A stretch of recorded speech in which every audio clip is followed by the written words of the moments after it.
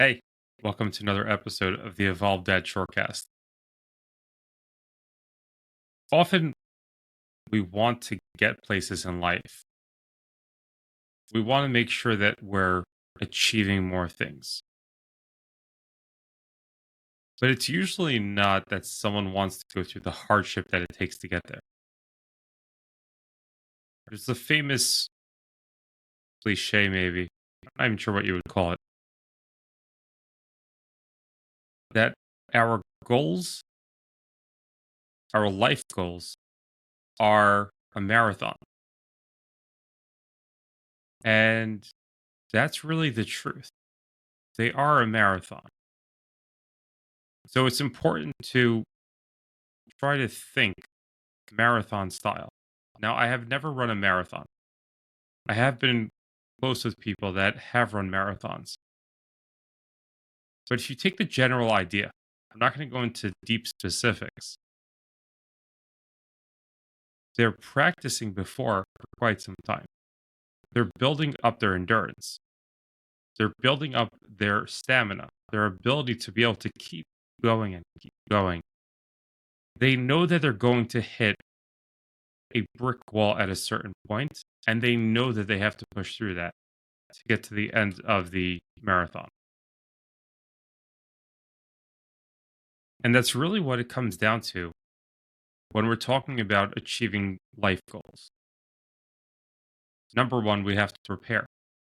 We have to sit down. What is that goal that I want to get to? Keeping in mind that a marathon is something that's pre-established as there's a path for you to go. You know what you're working with. With life goals, it's your choice. So it's important that you sit down and really understand what it is that you're working towards. So once you have that idea of what you're working towards, you can start building out a tentative plan.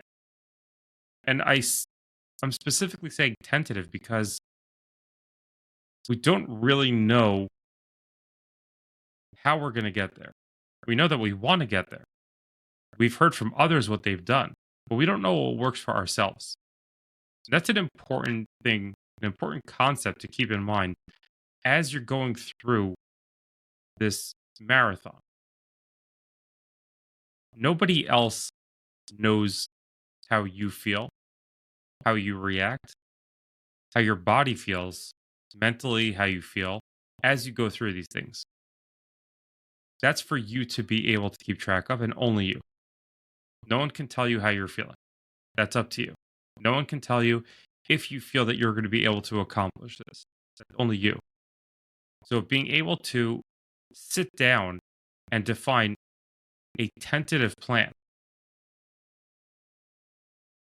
And don't take tentative in the sense of I'll try it. And when it doesn't work, I'll keep pivoting. The idea is to create a plan that you're going to move forward with, but still keep it in mind as tentative because you have to give yourself the breathing space to be able to pivot when necessary. This is not the finalized, defined plan. The only defined goal that you have is the end goal. How you're going to get there, that's going to take time to develop. And only once you've gotten there will you see what it took. So taking this idea and going through it, something that I often use as a understanding for these types of things is exercise.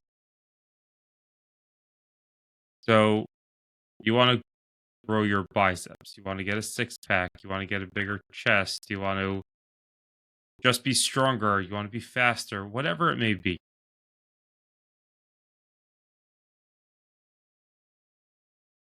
In points, there may be points where you feel like you're going to run 100 miles an hour towards that goal. And maybe you have the time, maybe you have the strength, maybe you have the energy. But you have to be honest with yourself to say, do I have that strength right now? Or do I need to dial it back a little bit? For example, if you found that a specific workout routine does a great job for you, but you're missing the steps to get from 0 to 50. And then once you're at 50, you know that you'll be able to get from 50 to 100. It's okay to stay at a low baseline to get yourself into the routine of things. Because not always are you going to have that energy to be able to do it, to go all out. Let's get more specific. My go to example, the 100 push ups a day. If you're working on getting to 100 push ups a day, you know that you've done it before. You know that when you're doing it for a month or two straight, you're feeling great. You want to get back there. You may not have the strength to start pushing yourself to getting to 100 push ups tomorrow, but maybe you have the strength to do 10 push ups a day. Now, just doing 10 push ups a day is really difficult from the perspective of that you want to get to 100 push ups a day, but you're nowhere close at 10. That's where it's important to keep in mind that this is a marathon. It's important to realize that it may take 10 weeks to build up to that point. It may take 2 weeks to build up to that point. But work on building with whatever you have that would be sustainable. The more that you can create a new sustainable platform that you can build off of, the better off you're going to be in the long term. Because life as a dad has its ups and downs. There's no question about it. There are the rougher times, there are the easier times, there are the crazy times. And the stronger of a baseline that you set for yourself that's reasonable to carry you through all of those, the better off you're going to be. It's not like being in your 20s where you don't have any responsibilities or minimal, where you can just do things. You could be out cold for points in time and you'll just pull through it. You have the responsibility of being a dad. You have the responsibility to your children, the responsibility to your wife, and most of all, the responsibility to yourself. If you're going to become that 20-year-old self again, you're going to slack off. You're going to start losing trust in yourself. And I don't want to get too distracted from the main point here. So, keeping in mind that the most important thing that you can do is to establish a solid baseline. And that may mean that you need to take slower progress steps. Instead of going straight for 50, 60 push ups a day where you know you're going to burn out, or you're not sure, but you think you're going to burn out in just a week or so, do that 10 push ups for 2 weeks. Set that new core baseline because you're already raising what that baseline is. Is it a lot? No. In the big picture of things, it's not. But 0 to 10, then eventually you can raise that from 10 to 20. And over time, you could slowly build that baseline that you know is sustainable, that even if you have a setback, you're going to be able to pick back up and you're going to be able to continue from there. But keep in mind, don't raise that baseline too much. Raise that baseline to where you feel that it's comfortable, that you can continue.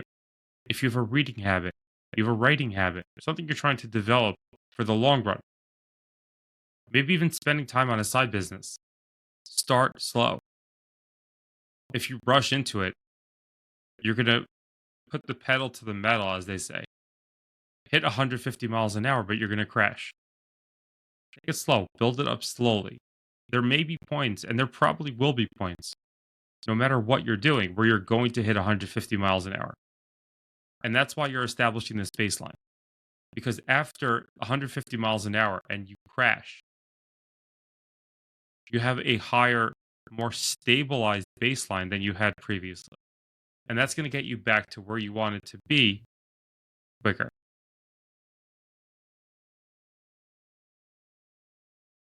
I hope I was able to help you out a little bit with this perspective. And it's something that is extremely important as a dad. both for yourself, for your children, for your wife, to be able to create a new, better lifestyle, new and improved habits, whatever it may be. Take 2, 3 minutes and just think through what we discussed now. Think about that one thing that you're working on and how you could break it down into smaller bite sized pieces, what you can establish as your new baseline. And you're going to see how setting that new baseline is going to just make you feel better about the whole thing in general. As always, I want to thank you for spending your time with me today. This is Jonathan, the Evolved Dad, signing off.